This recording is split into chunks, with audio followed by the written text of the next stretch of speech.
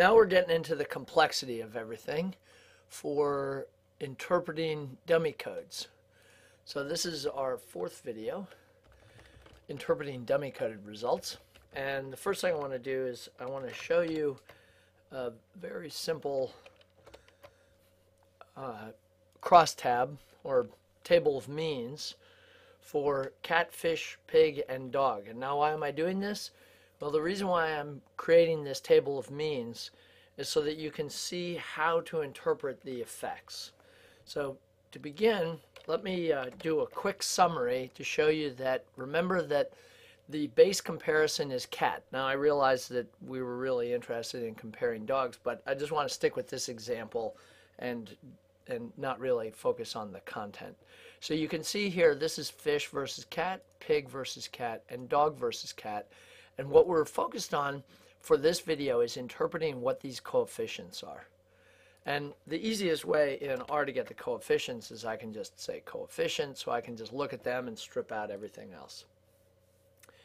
The coefficients, if we go back to this table of means, I can calculate coefficients simply by taking mean differences. Now remember that the dummy codes enable you to test mean differences between groups, and the differences are always tested between the base comparison group and each subsequent group. So if I have my coefficients here are my intercept, and then this is the comparison between fish and cats, between pigs and cats, and between dogs and cats.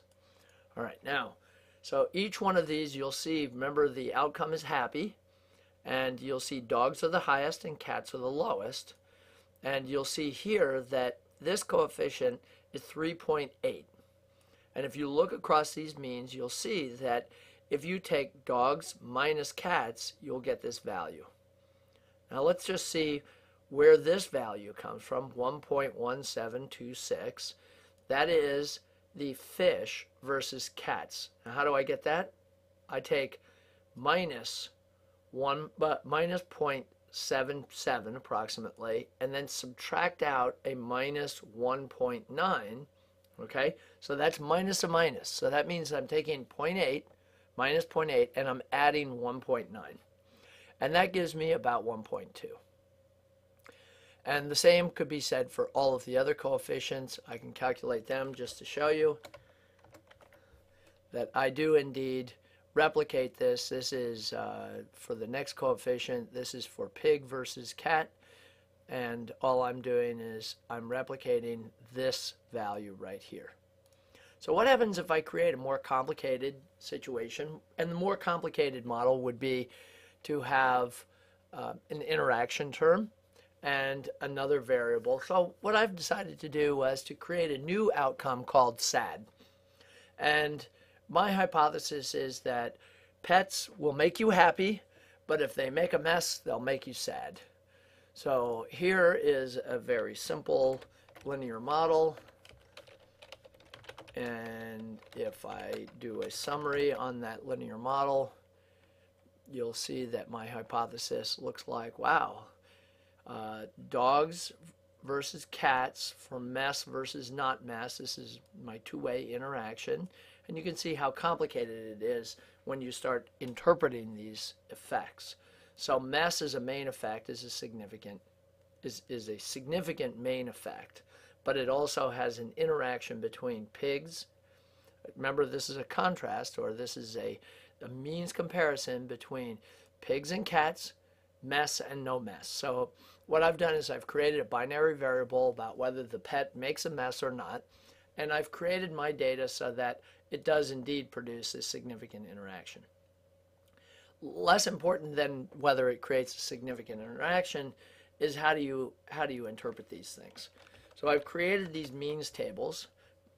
Before, I created a very simple means table with cat, fish, pig, and dog as main effects. But now we have interactions. So instead, what I've done now is, here's my SAD. And this is, cats, of course, are going to make you sadder than dogs. We know that. And this is my main effect for my group classification. And then I've created my main effect for, this is just a simple means table for mess.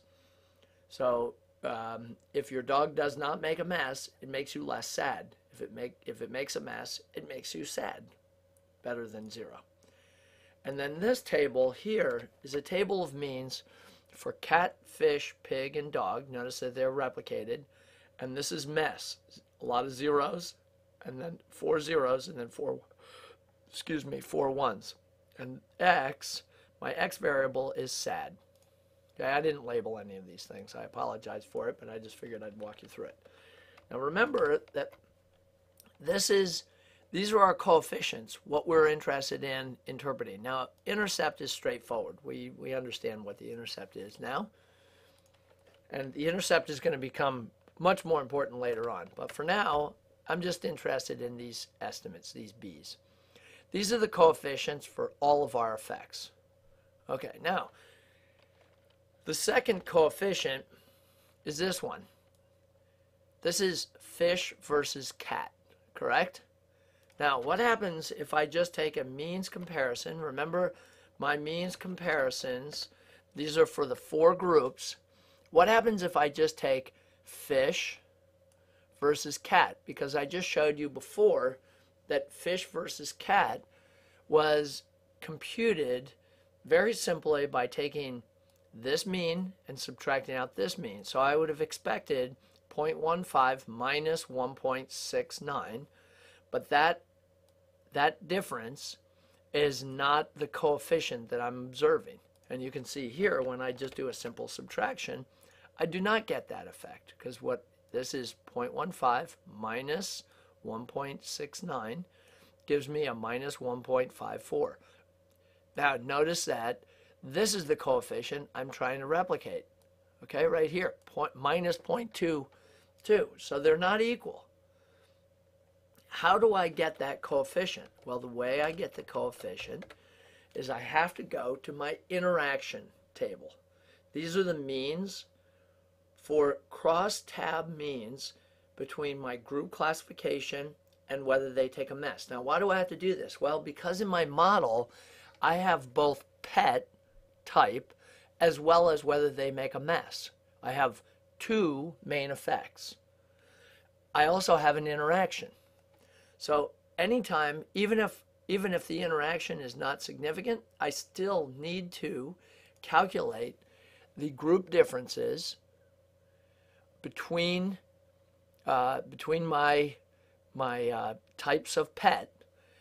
But because I have mess in the model, remember the partial R is calculated when the other variable, in this case mess, is held constant at 0. So therefore, my effect is going to be observed as the difference between this mean, fish because they don't make a mess, and cat because they don't make a mess.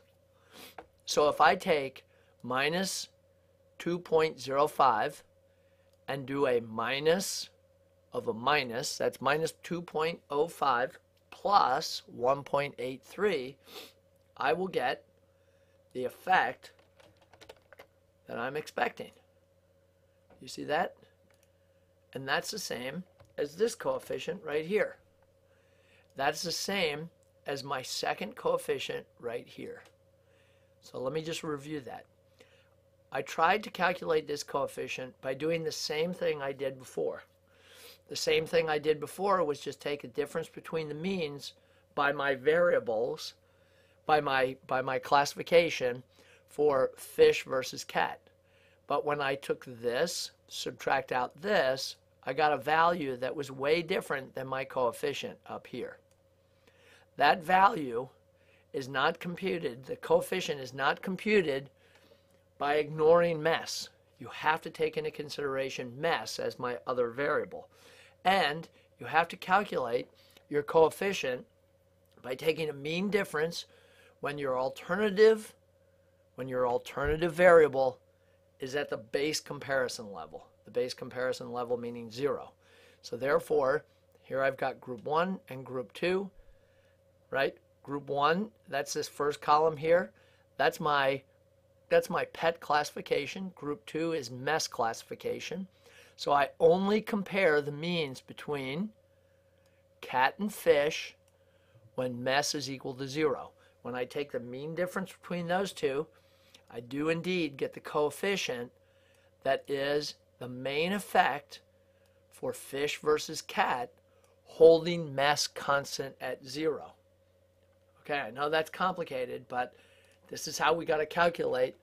We have to calculate the means comparisons now, taking into consideration all these variables. Things get a little dicier when we start looking at interactions.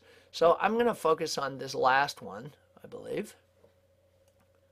The last one is dog versus cat, mess versus no mess.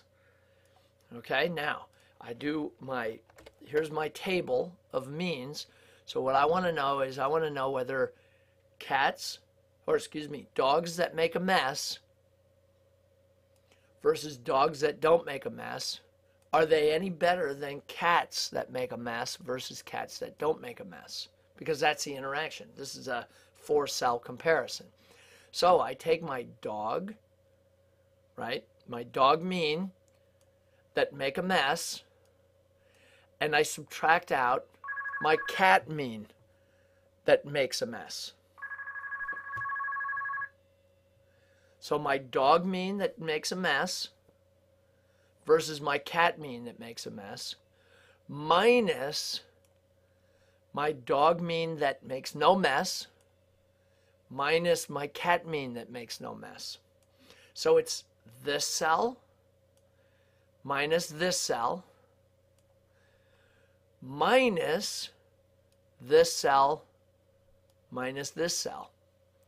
And you'll see that when I do that operation, I get minus 5.016, which is the same as this, minus 5.016.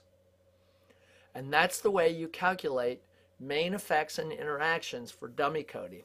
It's how you interpret what these effects are with respect to means comparisons, because dummy coding are means comparisons between some base class and all of the other class levels. This is as I said before, we're going to spend some time, more time than previously, on this material, because this is very important for understanding how MRC and ANOVA can be compared to one another, and actually you can run all ANOVA models using multiple regression and correlation, and dummy codes is the best way to start.